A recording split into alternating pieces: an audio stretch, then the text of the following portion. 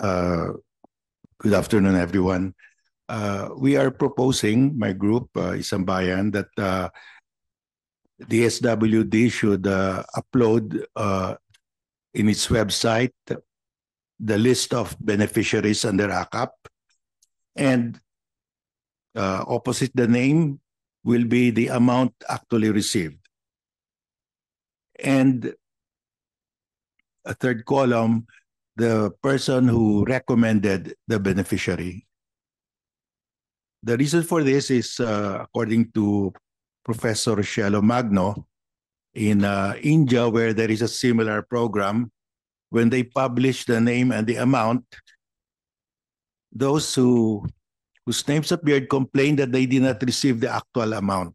They received less. So to avoid that from happening, let us publish the names of those beneficiaries with the corresponding amount that they received, and also the name of the official or a person who recommended.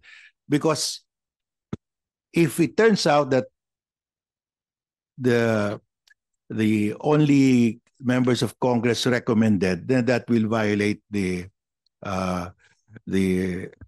prohibition that the congressman can only appropriate but cannot implement, because the implementation belongs to the executive branch. That's the PDAF case. Now, if maybe 25-30% of those who recommended are members of Congress, the rest are local officials and civil society people, that will be okay. But if the overwhelming people who made the recommendations are from Congress, I think we have something there's something wrong there. So at least so everybody will be assured that this is above board. Let's just publish anyway. Publishing the name, the amount of the tax money that was given, and the name of the person who recommended. There's nothing confidential about that. I mean, public funds.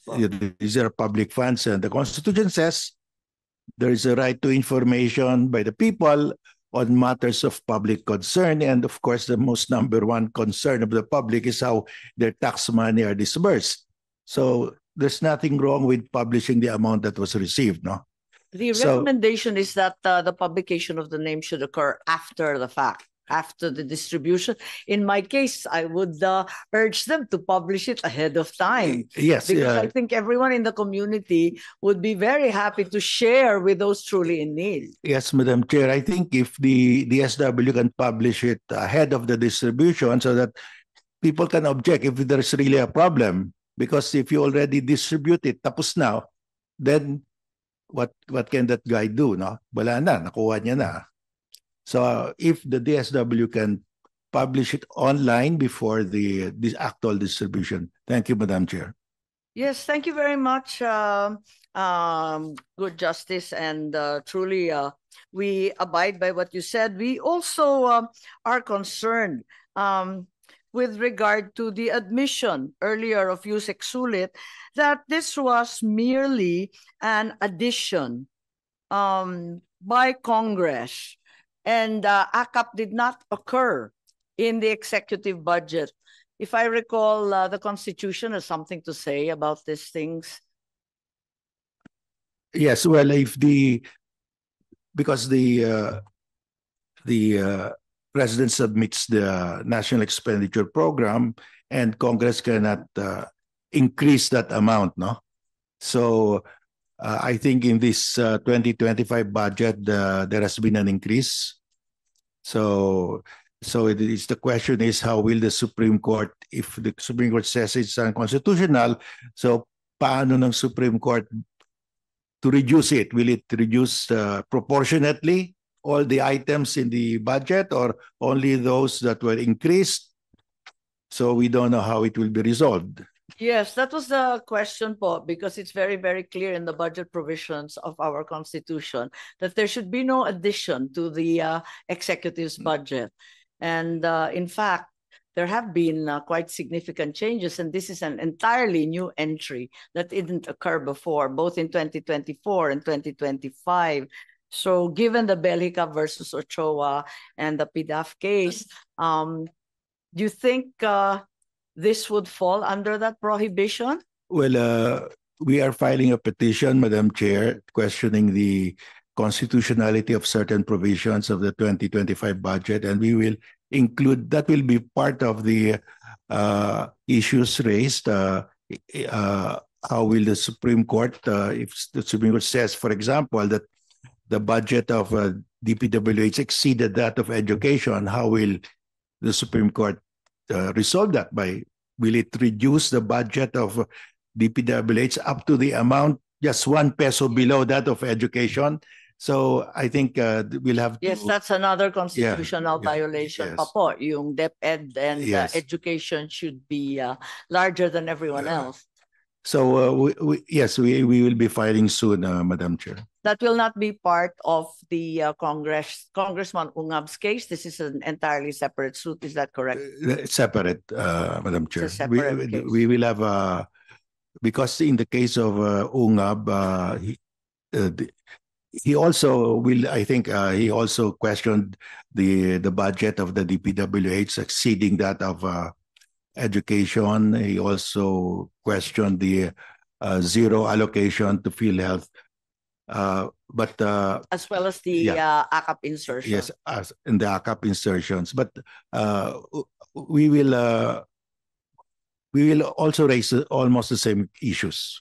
Perhaps it should be observed that in addition to the insertion of 26.7 billion for AKAP, there is a reduction of 50 billion for a four-piece, which is mandated by law. There is a four-piece law that requires us to provide for this because inaasahan ng tao yan, buwan-buwan yan.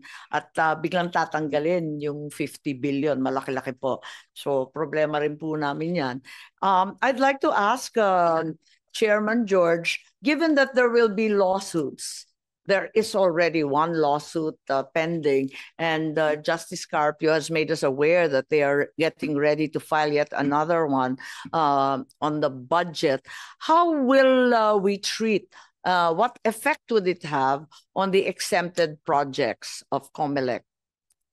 Madam Chair, as far as the exempted projects are concerned, so long as the proponent, the DSWD, had not yet complied with the conditions, ineffective pa rin naman po yun. Hindi nila mapapatupad. Like for example, so informative yung discussion kanina, yung concern po kanina, yung beneficiary, yung concern namin, sino ang gagawa ng list.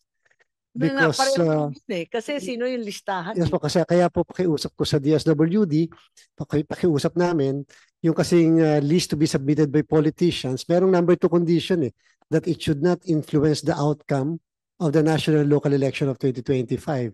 So, gano'ng kalaki, ilang porsyento yung pwede yung politiko na mag-endorse, yung candidate. So, baka pwede lang ma-modify yung part na yun ng guidelines. Kasi kung talagang ito po ay para sa mga mahihirap, so hindi dapat makinabang ang mga politiko o yung mga kandidato. Kasi otherwise, madidefeat po yung very condition that we included in the supposed grant of the exemption. So, until today, it still is a conditional exemption, and therefore, until we are satisfied with the guidelines, then it will not take effect.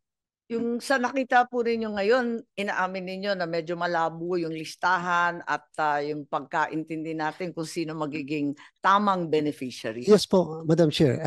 Although yung naipakita ng DSWD, a mere summary, we'll be reviewing the entirety of the guidelines, Madam Chair. We have to be satisfied. Ito po, walang karagdagan tungkol sa beneficiarying tama. Yes, Madam Chair. Wala pa rin po nasasabit sa amin, Madam Chair, na guidelines. So hanggang ngayon, hindi matuturing exempted. Yes, Madam Chair. Hanggang ngayon po, yung mas malaking bulk, yung 12 billion, had not yet been acted upon. Anong impact ng mga kaso sa Supreme Court? We will be waiting sa budget kasi sakop ng budget lahat ng programang in-exempt ninyo. Yes, Madam, we will be waiting for the action of the Supreme Court, especially on the request for the injunctive relief. Kasi siyempre po kasama sigurado yung injunctive relief dyan. But in the meantime, total March 28 pa naman po yung effectiveness noong exemption. From now to March 28, madaming pwede mangyari, especially if they will be correcting the guidelines or they will be clarifying the guidelines to be promulgated. Yes, so we're aware that the guidelines in fact need clarification and more delineation. What are the chances po, Justice Carpio, of the injunctive relief that the chairman was referring to? I cannot really It's say. not a fair question. Yeah, but, Madam Chair. since you're But, one of the petitioners po, but we were able to get an injunction on the PhilHealth, the last tranche, and we're asking, tomorrow there'll be a hearing, we're asking that the first two tranches be covered also by the TRO, status quo or anti-order. Madam Chair, I would like to be clarified because the benchmark is those entitled to ACAP will be those receiving below the minimum wage. I think we should be clear now if a person is unemployed because he cannot find employment, kasama ba siya? Because there will be more. Maubos yung pera sa those unemployed lang. I mean, we will not be, let's not talk about minimum wage anymore because if you include those unemployed because they cannot find work, they should be given priority because they're the most hard up. So I would like to know from the DSWD if those who are not employed because they could not find work will be entitled to priority. So madali na lang. Because if all you have to do is check whether they're employed or not. Thank you, Madam Chair. yes, Yusek Sulit, Yusek Di Mapuro, either of you would like to respond to the query of Justice Carpio, please. Chair, in the original guidelines, it was specifically mentioned that those receiving no regular income is part of the beneficiary. But after exchange of draft, it's no longer there, meaning those receiving yung mga walang tinatanggap na regular income, they are not, as a rule, covered unless they're part of the other pro. Remember, So, Justice, pa natin, yung may trabaho, may kita, may sahod sa mga tunay na naghihirap. Tama ba yun? Madam Chair, Justice, sorry, I was not very clear. The ACAP is not the only program of the DSWD. The ACAP is only for these categories of beneficiaries. The other beneficiaries are in the other programs. Repeatedly told by our Poverty Commission that there are so many sectors still awaiting government assistance, and they are genuinely and truly poor, vulnerable, and disadvantaged. So why do we go ahead and benefit those who are better able to fend for themselves? Medyo mahirap lang sagutin, except that it's in the conditional implementation. We as much as possible, we try very hard to come up with guidelines to implement it. So yun po yung aming humble attempt to implement the guidelines or the ACAP program. But sabi ko nga po, may iba pong mga programa ang DSWD. NAPSI is very well aware about the programs of the DSWD. Wala pong exclusion doon sa iba. Sila unang magrereklamo at napakaliit ng budget ng NAPSI. Alam natin yon. Pero eto, narinig natin si Chairman George at maraming salamat. Siguro ang tutumbukin naman natin ngayon, I think you can go ahead. I think your legal officer will be staying in the event that there are questions. Thank you very much, Madam Chair. But we are happy to hear na sa palagay ninyo, sa ngayon, sa itsura ng guidelines, hindi yan sapat para isantabi ang kulay ng politika. Yes, Madam Chair, definitely at this point, yes. Maraming salamat, Chair. Maraming salamat sa COMELEC. At siguro, habang tayo ay namomroblema sa issue ng sino ang kalipikado, yung isa pa ay yung makatotohanang implementasyon sa LGU.